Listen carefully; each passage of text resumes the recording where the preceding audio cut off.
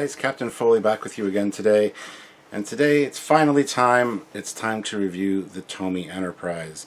Now I have done a complete unboxing of this on a live on the Trekyards main channel. So if you haven't checked that out, I'll try to include a link at the end of this one so that you guys can go check it out, because I decided to unbox it live. I couldn't wait to unbox it once I got it. And it was a fairly good live doing the unboxing. This was going to be an unboxing, like a complete unboxing and review, but instead I've sat with this for a few days, about a week, and you know, I've got a few thoughts on it which we're going to cover.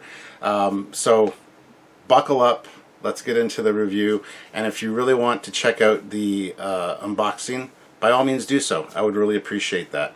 So I'll put the link at the end of this video, as well as in the description down below, so that you guys can check that out. And that is on the Trekyards main channel. So it wasn't on my personal channel here, it was over on the Trekyards main channel.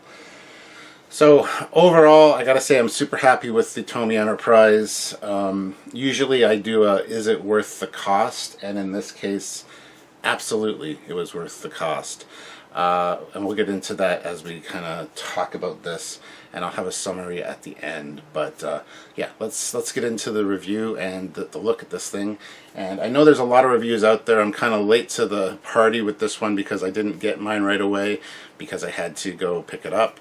But a lot of people are still interested in my thoughts on it, and that's why I'm doing this video for you guys. So by all means, hit that like button right now and comment anything you want to comment while I'm talking about it, because I want to hear your thoughts on it. Do you have it? Are you one of the people that canceled the order? Do you want one? Because I know these are available on the secondary market for they went for about $1,200 to $1,500 from what I've seen. One guy was boasting that he bought 3 and sold one with 110% profit. This is why I needed to snag this when I saw it, because I knew that on the secondary market it was going to be insane. Even despite the problems from TOMY, which to me aren't really problems. The main problem with the TOMY thing is they basically lied to us and didn't modify that until the very end. We're like, oh, we couldn't have fixed it. And that's what got a lot of people upset, which I don't blame people, honestly. But anyway, for me, at least, I think they got like 87% of the way there. They almost did it perfectly. There was just a few problems and stumbling blocks at the end. But other than that, I think it's a fantastic piece. It is definitely worth the cost that it was initially, so, which was $600 US. So, and I'll let you know why. We're going to talk about it, we're going to look at it, and we are going to do a full review of it. Here we go. Alright, for the record, this is being filmed last, because I went through the whole thing and then thought I would be doing you a disservice if I didn't include this.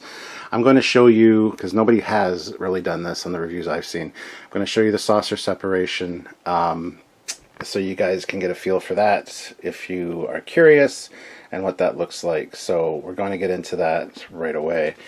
So yeah, this top part here, this is magnetic. You just lift that up and in there is the screw, but that just falls in and is very beautifully magnetized. And then it comes with an Allen key. So later in the video I do say that I'm not going to do the saucer separation. I showed the details when I did my live unboxing, which you guys should still check out. But I am putting this first in the video so that you guys can see it saucer separated and get a feel for that, because not everybody has been showing that. So I don't want to do you a disservice by not showing you something. So let's get into it. First of all, the stand. We'll talk about that later.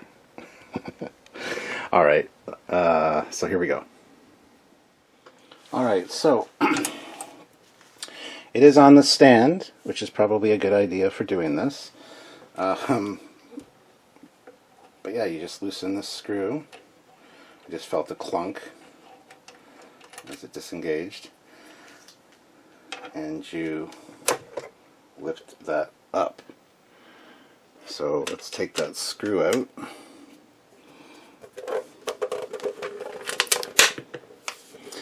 Here's the... So on the bottom, you got this really nice detail. which you can imagine, you know, you never see this. It did have the, it was always intended to be able to saucer separate, but there are the interlocks and things. I love the detailing that's on that. I think that's quite nice.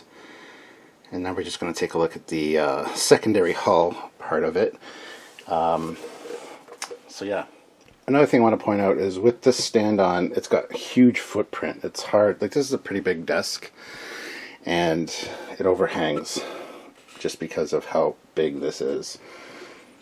So, but there is the detail on that upper neck portion, which this was, Gary Kerr helped with this. He's an expert with the TOS Enterprise, so any 3D modelers out there, this is how it would look. I like to imagine a lot of these things are like, those would be doors for like a turbo lift, and those look like Death Star gun turrets, but they're not.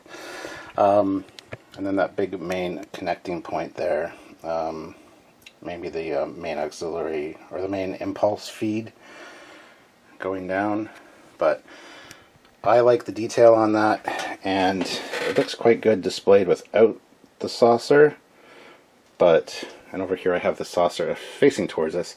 You can turn it anyway when it's on that stand. Just gotta be very careful not to break off that sensor probe, which we'll talk about a little bit later in the video. But you can display this anyway, like saucer separated, which I don't think many people will do. I probably won't, and I love the saucer separation idea. But there you have it. That's what it looks like. So, alright, let's put it back together. So there it is, put it all back together. Good connection, you don't have to screw it in too tight. I don't want to make it too tight because I don't want to wreck the threads. And I want to be able to unscrew it if I need to, or I want to. So, there it is reattached. But as you can see, the footprint of this thing is pretty big. It looks good. It looks like it's a really nice delta. But when you move this one away and look at the other delta, it's fine too. So, and for the record, as I'll talk about in just a second, I don't display it with this stand because it's not necessary. It's not needed. So, anyway, let's get into the rest of the review. Just wanted to give you guys a saucer separation feel for it before we jump into the rest of it. So ignore everything I say about not wanting to saucer separate it later. But still, check out my live unboxing of it, where I show off that detail as well. It was a good, fun unboxing, so I will put the link at the end of this video and in the description. Alright, well here it is, sitting on my one desk. It is large. It's the same size as my 350 scale polar lights, which I compare it to in the unboxing video, but I will be doing a full, complete video where I review it side by side with my Polar Lights Round 2 model kit that I built myself. There's a lot of things I like about the model kit and the model that I actually built compared to this, but there are a lot of things about this that I really like as well. So I'll cover all those in a separate video, so if you're interested, make sure you're subscribed to the channel and do all the things that you need to do. You know the routine. But here it is, and let's get into it and take a look. So, oh, first thing you're going to notice is I'm not using the front stand. I have not used the front stand since I first got this. It does not need the front stand. I have been measuring the distance from whatever surface it's on to the saucer for like a week now, as I said, and there's no dip, there's nothing. This is quite adequate and strong to support it. The thing I don't like about this is it's going to be a pain in the butt to dust. Lots of little grooves and stuff in there. First thing I kind of want to talk about is these shuttles. We got the 3 shuttles here. One is the Galileo,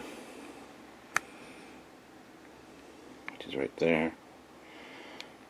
And these are kind of one of the most egregious things to me, is this going on.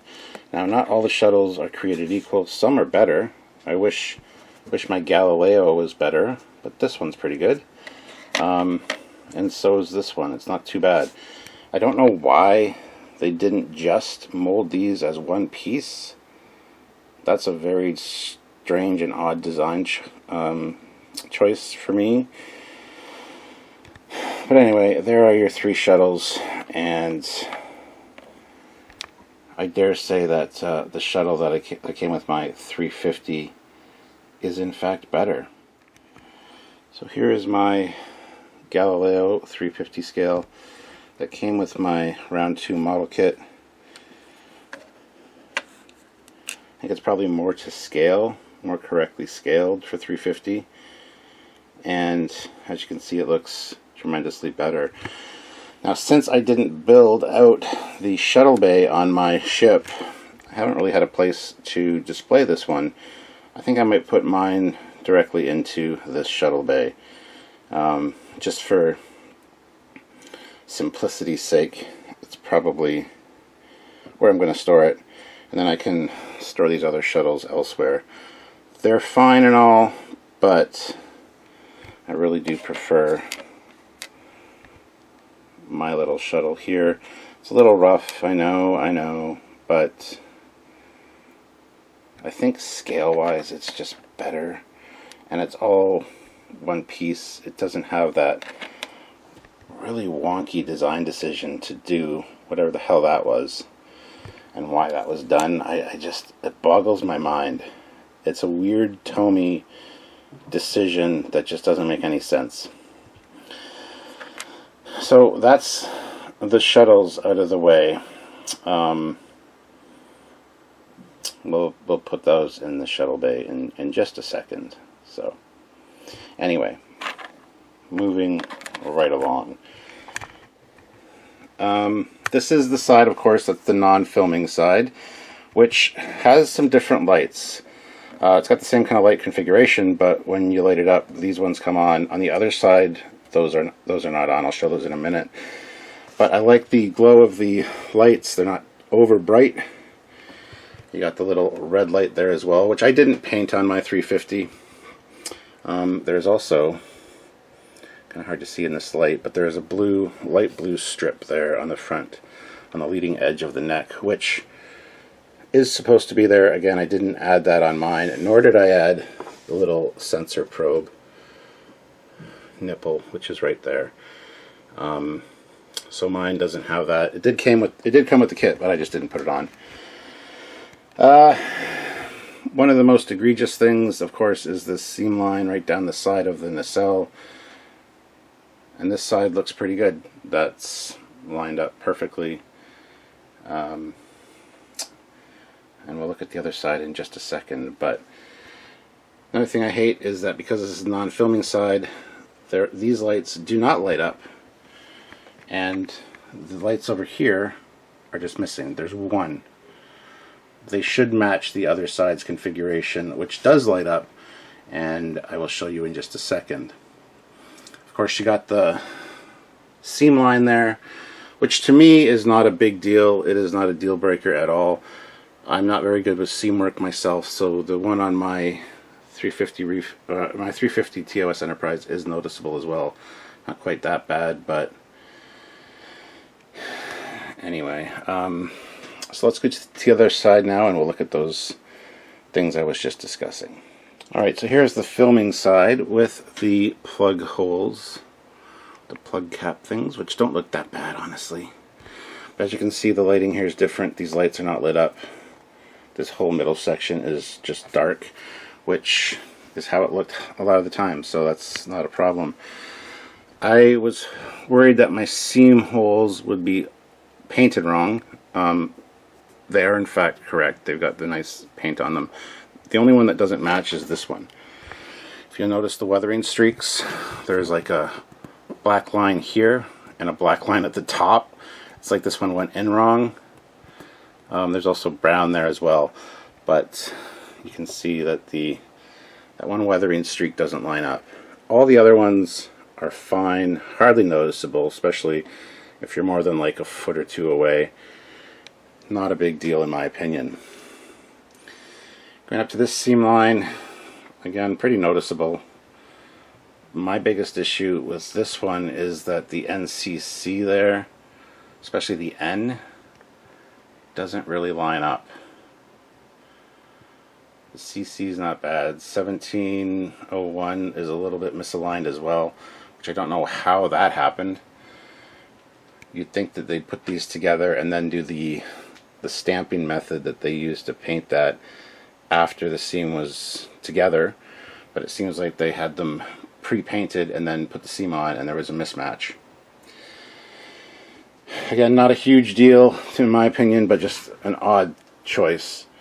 Here you've got the green light, and over on this other side you've got the red light, as you should. Now the nacelles, I love the glow on these. Let me just move the model for a second. Hold on. And the reason I'm moving the model off camera is because it's quite heavy and it's awkward, and I don't have this on a tripod, so. But we'll look at a few other things in just a second. So at the front of the model here, you can see it's got this set of lights, which should be identical to this set of lights, but instead there's only one there. And of course, as we know, it is not lit up. And I apologize for the wonky lighting here. It's kind of the best I can do with the setup I have right now. So other than that, everything looks good underneath. That seam line on the neck, there you can see that blue a little bit better, but that seam line on the neck is fine. I love the saucer separation idea. Will I ever use it? Probably not. I can see why people said it was unnecessary, and I kind of agree with them now. But at the same time, if you watch the unboxing video, there is some really nice details in there when you separate it. I don't feel like separating it right now for this review, but there you go.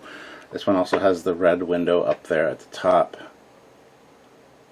And yeah, the deflector is really nice too. But moving to these Bizarre collectors, really love the detail and the lights in there.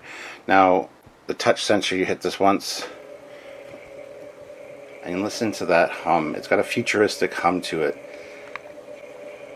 and they look really good together.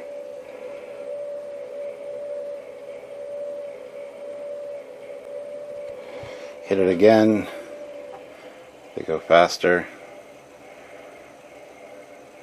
One more time, faster still, and then off, and then just on, where they're just doing that.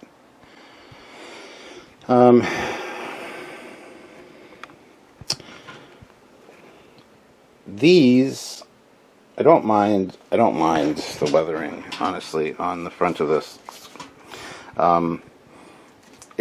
In my opinion, it should be weathered. My 350 Polar Lights is weathered. Like the comparison video is going to be a good video. I can't wait to do that one. But I just don't know why some of these are weirdly crooked. You would think with a ship moving through space, if anything was like getting stuck in the little deflector grid lines, that it would go straight back. I don't know why they chose to do that. But this is painted like the one at the Smithsonian, so that is what it is. Just some of them look a little wonky, and it's the same on all of them that I've seen, so it's not like it's exclusive to mine. The paint detail was quite well done because they had Gary Kerr helping with it, who is an expert on the TOS Enterprise as far as colors go, and he was the one that helped paint this and get the details correct. So now looking in on the bridge is centered and is straight, which is fine to me. The one thing I don't like is none of the panels light up. That's one thing I think my 350 TOS from Polar Lights is better with, because you actually can see all of the consoles light up. There is the main view screen, which lights up, and the astrogator in the center there lights up also. The thing I don't like about the way they painted this is Kirk's captain's chair. Why did they choose black for the arms? That looks like a lounge chair, and I kind of sort of hate it. Let me turn off the lights so you don't get the glare off the dome. Hold on one second. So here it is with that overhead light off. You can kind of get in there a bit better now. I don't know why they chose to make his captain's chair look like an armchair, like a recliner or a Lazy Boy. Really odd, weird choice. But the way they have it lit is quite bright. I like that. Try to get that front view screen look. And even that doesn't look quite right because there's like, first of all, it's not a rectangle. It kind of angles up towards the top there, but not a huge deal. So this one is this is the touch sensor. You touch it, turns it on, and if you touch it again, it turns on the impulse engines, which are a nice orange glow. They're not red. The orange is fine though. Another thing I like, detail-wise, which I don't know if you can see on camera here. Yeah, those. When you zoom in, it looks like those have corridors in them. They don't. It's where the LEDs are placed, but it looks like there's an open door with some light shining through. And that's on all of them, which I like. I think that's kind of a nice little feature. Can't see it on that one, okay. But, so there's that.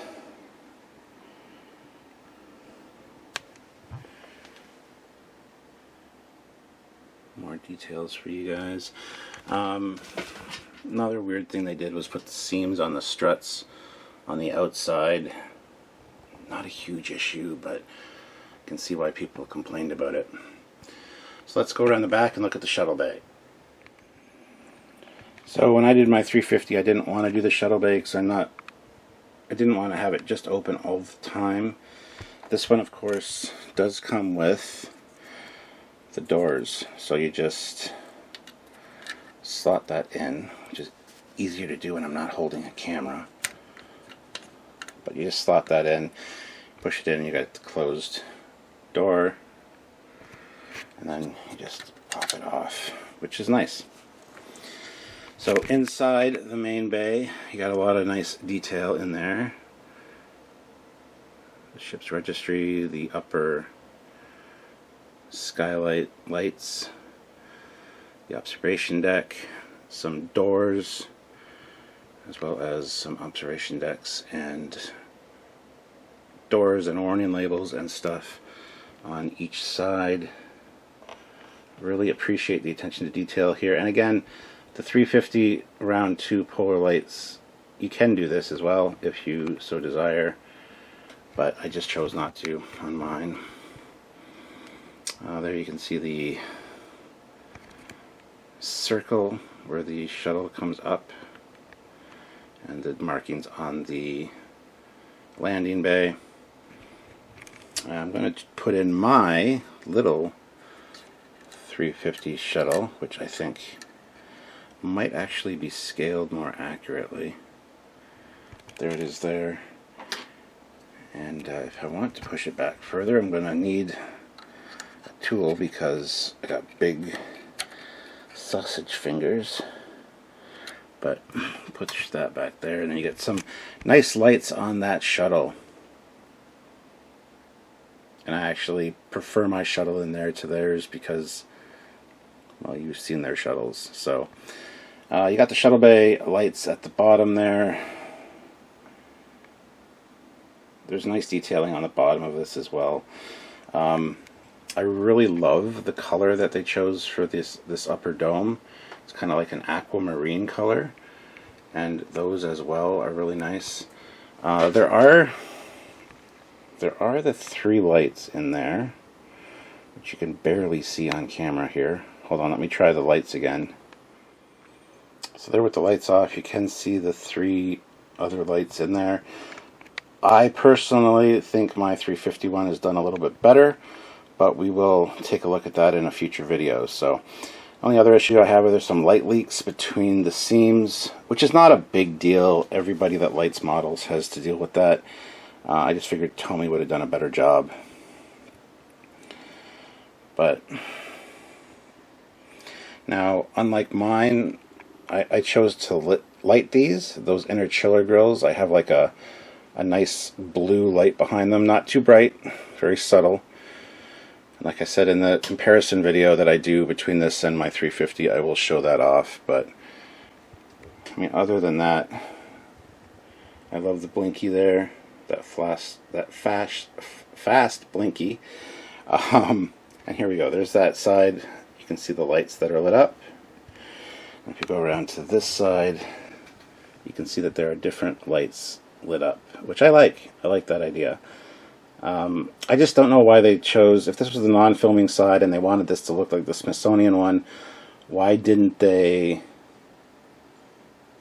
light this up?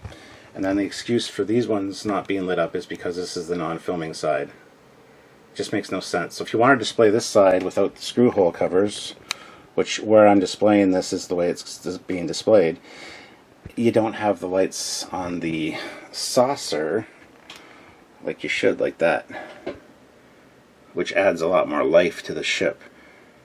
Sure, they won't all be on, and I don't know why they even chose the wrong pattern of lights. That's not correct, nor is the one on the front. Sorry about that, I just moved the model, but there's like one light there for some god unknown reason. And if you go around to this side, that's the same, it should have the same light configuration on this other side over here. So why they made that choice, I'll never understand. Here is the main deflector. The main deflector looks really good. It really does, and it's a great place for the batteries. This turns, this twists off, and you get to the batteries in there. 4 AA's in the secondary hull, and 3 AA's in here. Here, again, this little thing comes off pretty easy. It's just loose, so you gotta be careful when you move it. I've had mine fall off once. And they say in the instructions, be very careful of that sensor probe. A lot of people have broken it off. So here are the instructions, which again I covered in my unboxing, but there you got your parts list. I do have the front stand. It's over on my model building table. I don't need it. You don't need it. You don't need it for this model. But anyway,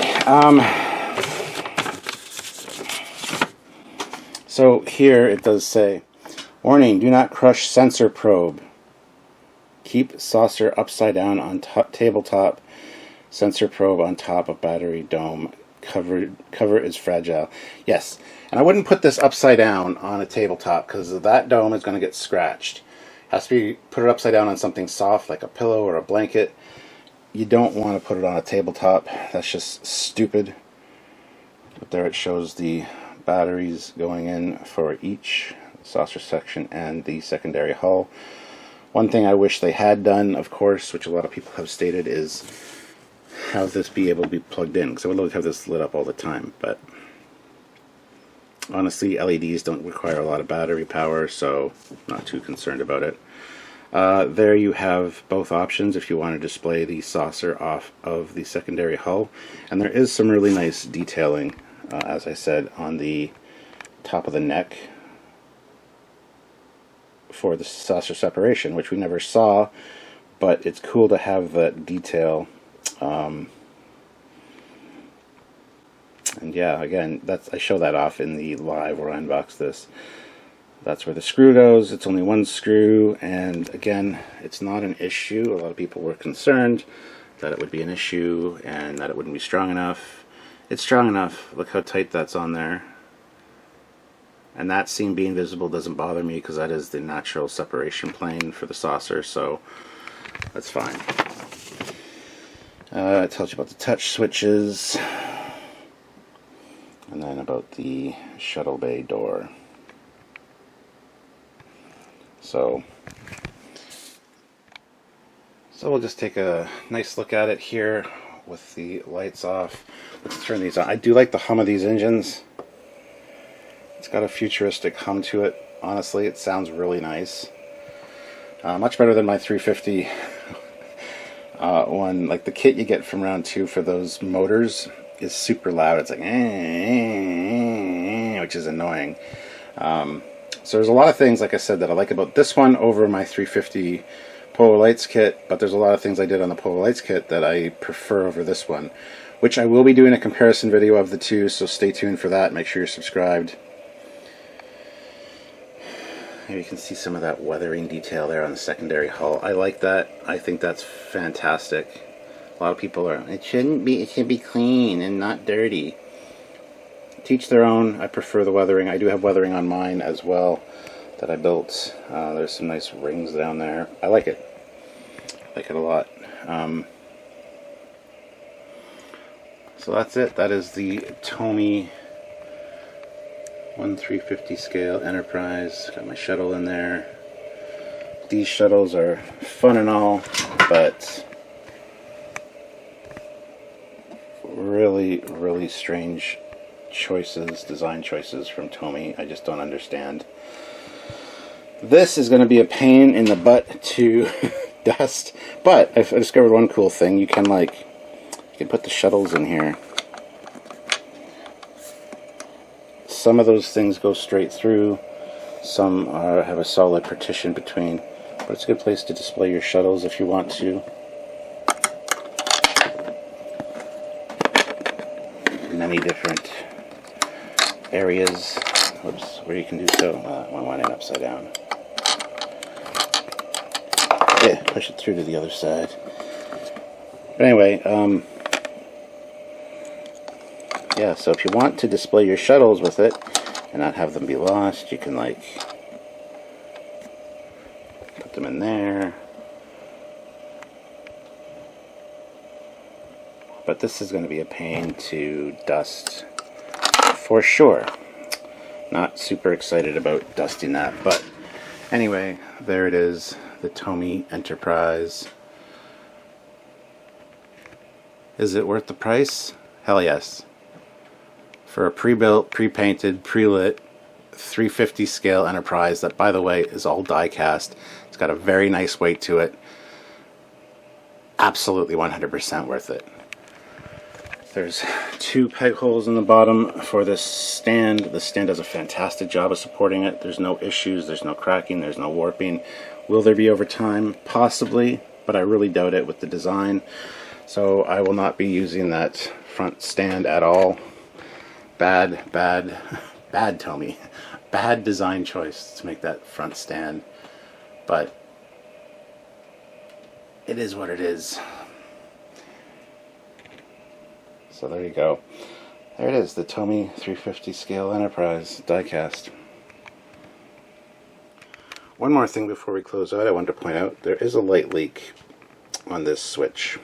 And the switch does glow in darker lighting, which I don't mind it glowing, but the light leaks, again, not really a huge problem. Honestly, just because of the nature of the ship. It's kind of cool, but I wanted to point that out as well. So here it is in its forever home. I've got the stand on the saucer just so you could see what I mean. Like, this is the side I need to display where it is, and that's just what the hell. So, and yeah, to remove this, you gotta be very careful. You lift this up, slide that over that sensor probe, and then you put it down, and get that out of the way. And like I said, it doesn't dip at all. Just be careful putting this stand on, the front stand, if you choose to do so, because of that. You don't want that getting broken off, because that is plastic. Out of all the die cast things on this, that's plastic. And just to end out, here it is in its final home.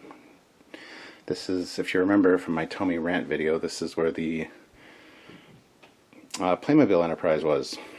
But I have it sitting here with the non-filming side displayed, which I think looks fine. I just wish those saucer lights lit up, because you've got them on this side. But honestly,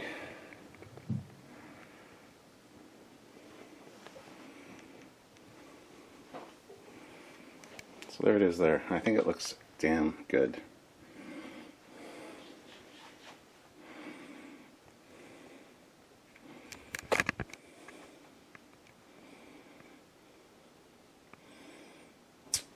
well worth it.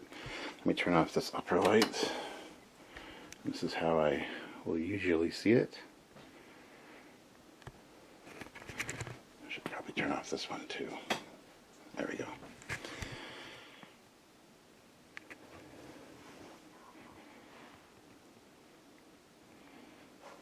So yeah, I think it's good. I think Tomy did a good thing. Will they make any more? I don't know. I would love them to try their hand at a refit, but honestly, with the troubles they had with this one, I'm not sure that they're willing to do that. So, but there it is in its final home here for now. I might move it.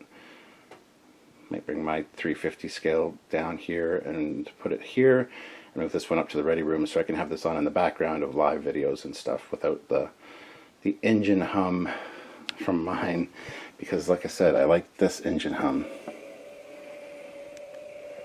It's got a nice sound to it. There it is. So let's close this video out. So there it is, guys, the Tomy Enterprise. I think it's well worth the money that I bought. I'm glad I didn't cancel mine. I know a lot of people that have canceled theirs are kind of regretting it and kicking themselves a little bit, and I feel bad for that. It's definitely well worth the price. As you saw, there are some issues with it, but I think it's great. And where I have it displayed, it looks beautiful. I've kind of debated whether I should put my personal 350 down here instead, or if I should move this one up to the ready room where I do a lot of filming and lives where it can be on and I don't have to worry about hearing those motors doing the Like I said, I'll be doing a complete comparison video where I compare the two of these side by side and point out the things I like about this one, the things I like about mine, and so stay tuned. Make sure you subscribe to the channel for that. Don't forget to hit that like button. Let me know in the comment section what you thought about this, what you don't like, what you do like, and whether you have one or not, whether you canceled your order, whether you're regretting it, whether you got one on the secondary market. I want to hear, because I know a lot of people now that have canceled, like I said, are kicking themselves. They want to get one, but the secondary market is quite expensive. So that's why when I first saw this, I'm like, I have to get this, because on the secondary market it's going to be ridiculously priced. $600 was not bad for a fully die-cast 350 scale, pre-lit, pre-painted TOS Enterprise. Absolutely fantastic. If Tomy wouldn't have lied to the people and said they were going to fix things that they never either intended on fixing or couldn't fix, they should have kept us more updated during the process. But why they made the design choices they did, I don't know. Putting the seams on the side of the engines, putting the seams on the back of the struts here, putting the screw hole covers on the filming side, this front stand which totally obscures this side almost if you want to display that side, or this side, sorry. Really weird choices that I don't understand, and also the lack of lights here.